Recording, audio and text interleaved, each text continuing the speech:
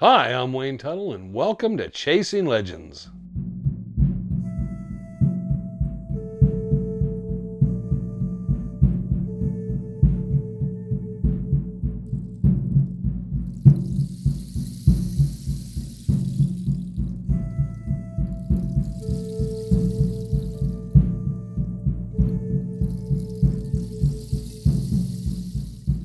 Welcome back to Chasing Legends this week. Please hit our website at www.legendssuperstitionmountains.com.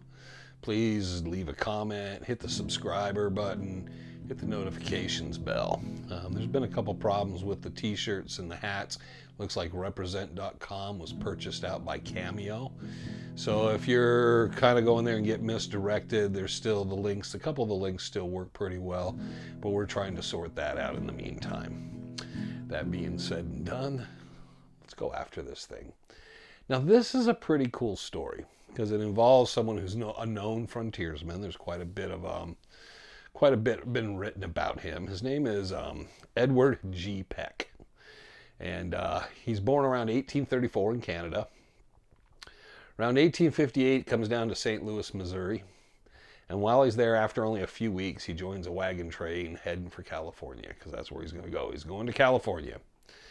And he gets on this wagon train. Everything goes pretty well. They get into Albuquerque in New Mexico. And then from there, they head through the Arizona territory. They get to Fort Whipple. And after past Fort Whipple, as they're moving through, they get into Walnut Canyon. And they're attacked by Apaches and Mojaves. Now, they've been troubled by Apaches, Mojaves, and the Hualapai during different periods of this time, but this time they're just pretty much waylaid and run out. They ended up turning north and heading towards San Francisco Peaks, continuing to have problems, and finally they decide, until there's something done about the Indians in the area, they're just going to head back to Albuquerque. So they go back to New Mexico and they settle in there. Peck, in around 1863, hooks up with a man named Farrington, and they come into Arizona territory again, into the Prescott area. Here, Peck establishes a small ranch and starts raising cattle out by Granite Basin, and he's doing pretty well. Well, at this period of time, this is when King Woolsey's putting these groups together to go out and take care of the Apache problem, and Peck is one of these people that starts going out with him. And this is where our story gets very interesting. They're pretty successful on a number of these trips they make out in the area, trying to exterminate the Mojave and the Apache out of the area, make it safer for the miners and settlers in the area.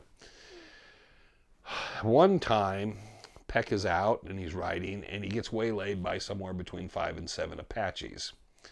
So he goes out, and they start to harass him, and then they start shooting at him. So he takes cover. He finds a small glen with a bunch of large standing rocks and boulders, really big boulders. He gets his horse back in there, gets cover, and he begins moving from boulder to boulder under cover and shooting back at them. He kills one. Another one tries to charge him after about a half hour or so. He shoots that one, and that one's killed. And he decides, with not knowing their numbers, and he has a limited amount of ammunition waiting on them, he's probably going to just wait till night. And then once the night comes and they go to pull their dead that are laying out there in the open, he'll at that point just take his horse and try to sneak out the back way. While he's working this out, he hears something like a rustling, and he turns and looks up. There's an Apache coming down in the air with a knife coming down at him, jumped off the boulder. He whips around and fires several shots, catching the Apache. The Apache is shot, and then he gets out of the way, and the Apache falls, hits the boulder, and then tumbles into a crevice near where he's at. He waits, he looks around, he's listening for Apaches, not hearing anybody, goes over, checks in the crevice, sees the Apache's dead, and the knife has fallen on the ground. He takes the knife as a memento and continues to wait. He waits several more hours and realizes the Apaches aren't even moving anymore. He figures they might have left, so he very cautiously gets his horse, and for about a quarter mile, he says he walked very carefully between rocks and boulders out of there pausing, waiting, and waiting. And after about a quarter mile, he realized they must have left. As he's leaving, he sees that it was actually a group of probably 10 or 15. So it was good that he waited him out initially. So he basically heads back into town and continues this career. Well, after he finishes this, he goes down and he settles down into Phoenix and such areas in Prescott. And he's in a bar one night, and these miners are coming in talking about this really rich stuff, and they're comparing these different ores and stuff they found. And one guy says, "Let me show you this stuff." And he pulls this stuff out, and it's this red and black rock. And he puts it out, and it's called ruby silver. It's a reddish rock with silver all through it. Considered a bit rare. The guy's talking about it and said, "Yeah, this is like, incredible find and all this." And Peck is like, "I know a spot where there's this stuff's laying all over the place. I was in a spot like that." And they sit back, and he tells them the story of the ambush and says, "All the rocks, everything around there was covered in this stuff. This is exactly what I saw." So everybody starts getting real excited and says, "Do you know where it is?" And he's like, "I'm pretty sure I can find it. It was back out here. I'm pretty familiar with the area." So they get this party together and they go out. First trip or two, they don't find anything because one of the problems is it's been quite a while. It's been close to 8 or 9 years. But he gets out and he's looking. They go out and then they come back and he's like, "I don't know. This looks pretty. This isn't it." Well, they finally come up to an area where there's a glen with some rock. And they start finding pieces of rock around with the red, black rock and the ruby silver.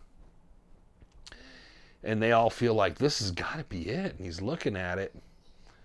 He says, it feels familiar, but I don't know if this is really it, guys. But they're all like convinced because they said, "This is so rare, this has to be the spot." And he says, "The boulders just don't look right, but I could be wrong." So they finally decide, okay, that's what I'm going to do. So him and a partner he has, Kimball, call it the Black Warrior Mine, and they start working on it. I think the assays are about $1,700 a ton. Well, they start it up. They get a couple partners involved, and as they're working it through, they start going down, and as they mine and bring in these other miners, they find that their assay report at one point becomes up to $17,000 per ton. Very, very rich. And they get ready to establish a small town and such. They have about 634,000 tons of ore on the surface, and they're trying to get the capital to gotta get everything moved out of there and process it. It's going to be a really good, wealthy mine.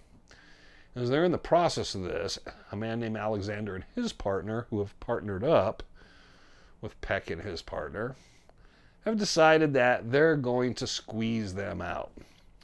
So they start doing everything possible to make it legally look like the other two don't have claims. Something serious, similar to what we've heard about Jacob Waltz. And so they make sure the books are doctored and this and that, and they try to make it all look up and legal. And then they finally push these two guys out. The town is eventually called Alexandria, after Alexander, but there's no mention of Peck or his partner in the end there. They've completely moved them out and whitewashed them out of the area. Peck and his partner, Kimball, are very, very upset, obviously. They're just done. They should have done very well off this, and Peck is pretty well, has a good reputation so forth, which doesn't seem to help. Get back in town, and he tells Kimball, "You know what? That wasn't the spot." He says, "The spot I was in, there was more of it on the surface." And he says, "It just doesn't look right." He says, "We need to go back out and check."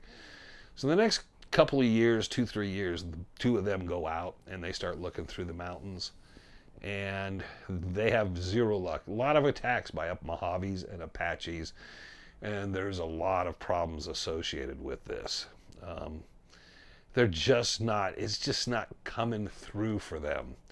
And every time they check an area or work an area, it just doesn't play out. Finally, Kimball gives up. He's like, "I'm done. I'm out of here. You do it yourself." Peck continues. He continues this for quite some time. It takes him in his travels because, and I don't necessarily think he was looking for that particular mine or that particular site. He just had wanderlust, it appears, through his entire career.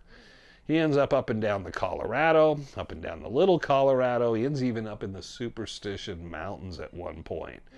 But he comes back to this one spot constantly and always through his life, saying this red and black rock and everything is there. Now, the time when they set that place with him and Kimball or Kingston or whatever his name was in the 1870s. Eventually, he moves down to in the early 1880s or whatever. He finally gives up on all this, settles down in Nogales, and that's where he dies. Dies in, I think, 1910, 1912 or someplace like that. He has quite the career. I mean, if you look it up, Edward G. Peck is considered something of a famous frontiersman in the Arizona Territory. And he was pretty well accomplished for everything he did and was quite the notorious Indian hunter. But it's very interesting because Alexandria and that mine and that area and the people that operated that mine are very real people, and there's very real things attached.